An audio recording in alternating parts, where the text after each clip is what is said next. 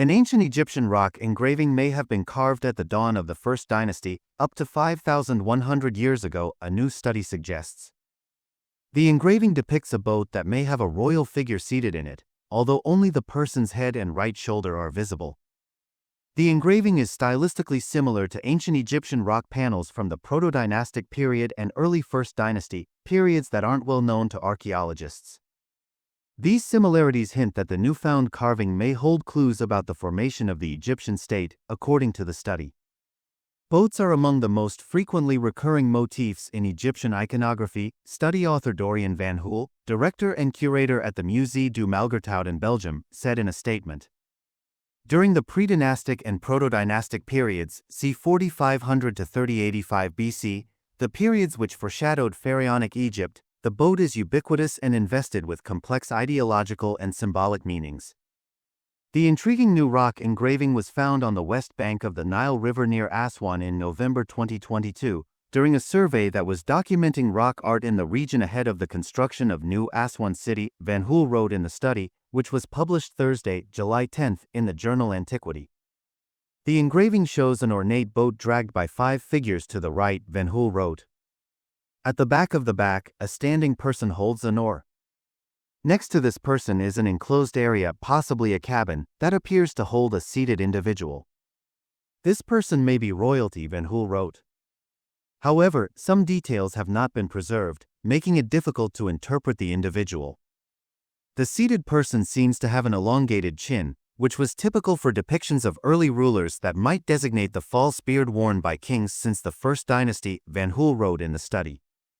The seated individual has a vertical stroke on their head, which might be a headdress of some sort, he wrote.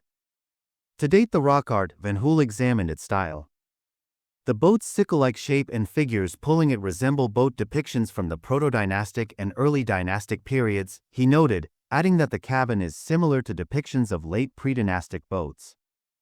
The boat also appears to have horns on the top of its second cabin, a feature that was common in the beginning of the First Dynasty, he wrote. However, Van Hoel does not think this individual is Narmer, who founded the First Egyptian dynasty around 3085 BC. That's because the engraving lacks a serek, a hieroglyphic symbol that portrays a palace facade carrying the king's name and has Horus, the falcon-headed god. This absence would suggest that the seated figure is not a First Dynasty king, Van Hoel wrote in the study.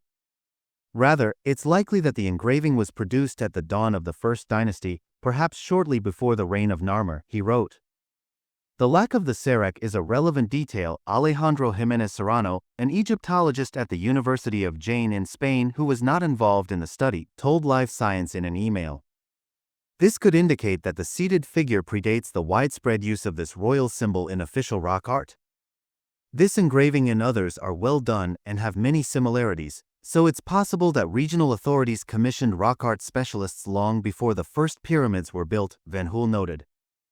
There is a limited corpus of proto-dynastic rock art, making this engraving particularly significant because it depicts a seated figure in a processional boat, interpreted as a possible representative of authority, Jimenez Serrano said. But interpreting the rock art is difficult, and Van Hoel and Jimenez Serrano noted a number of limitations in the study. For instance, it's hard to know if the vertical stroke above the seated person's head is actually a headdress or if the elongated chin is a false beard. It's not even clear if the seated individual is male or female.